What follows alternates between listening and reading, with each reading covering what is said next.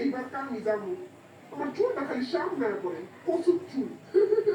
এটাতে মান সম্মানের ব্যাপার আমার যাইতেই এগো হ্যাঁ আইয়া বসি কিছুই তো দেখা যায় না আমি এই হাত থেকে লাভ দিয়ে হয়ে যাবো কিন্তু তখন নাচ দেখবো না